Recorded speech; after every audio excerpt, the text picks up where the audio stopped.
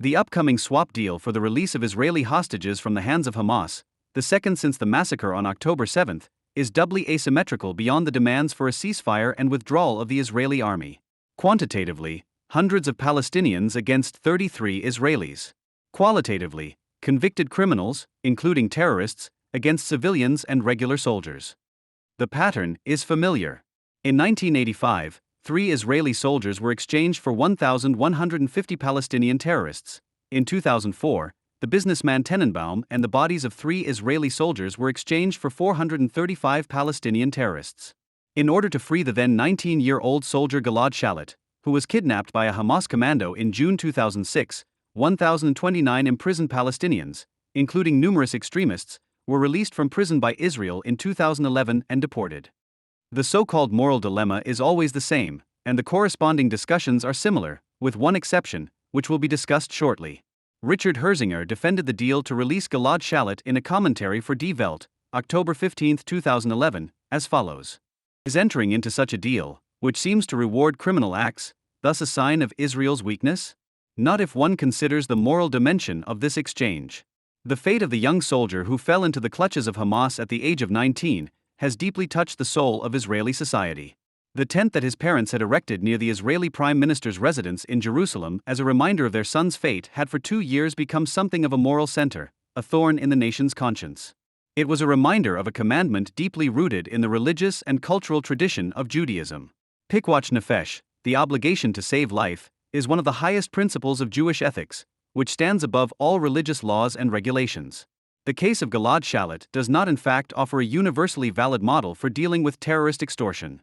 Liberal societies will not be spared the specific, agonizing consideration of whether saving one life could endanger too many others in the future. End quote.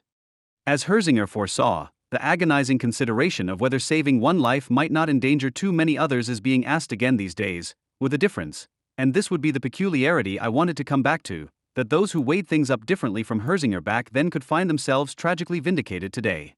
In an article for the Jerusalem Post on October 14, 2011, Caroline Glick pointed out that all statistics indicate that released terrorists will become active again, which will inevitably lead to future Israeli casualties.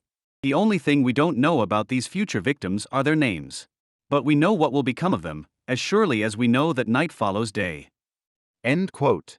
Today we know the names of over 1,000 Israelis murdered and over 200 kidnapped on October 7.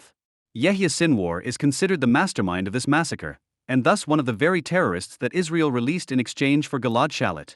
So you could say, even if no one dares to say so among the critics of the current deal, that the price for one Israeli, Gilad Shalit, seen from today's perspective, is over 1,000 Israelis, the victims of October 7. I would like to strongly disagree with this logic, which is only apparently plausible. Certain formulas such as the state must not allow itself to be blackmailed, should also be distrusted. Similarly, weighing up the various duties of the state to protect its citizens is morally less dilemmatic than is generally assumed. In my opinion, the state's responsibility for current hostages, whose names and relatives are known, whose concrete endangerment is known and who could be rescued by means of a deal, outweighs the future and abstract danger to which the population is exposed if terrorists are released. We don't know now whether and how many and who exactly could be killed in the future, but we do know now that the hostages are in danger.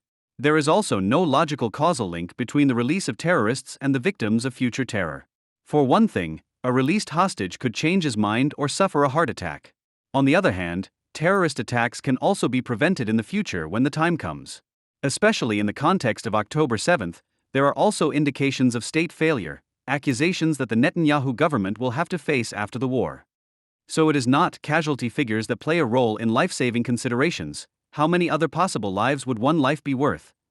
But the conceptual pairs of present/concrete here and future/abstract there. If you want to deter in the sense of the state must not show itself to be susceptible to blackmail, you could consider writing the released terrorists on a liquidation list for the secret services, which would have to be processed after the deal has been completed. Although this is not entirely considered politically correct in constitutional states, it would certainly be more moral than sacrificing kidnapped civilians for reasons of state.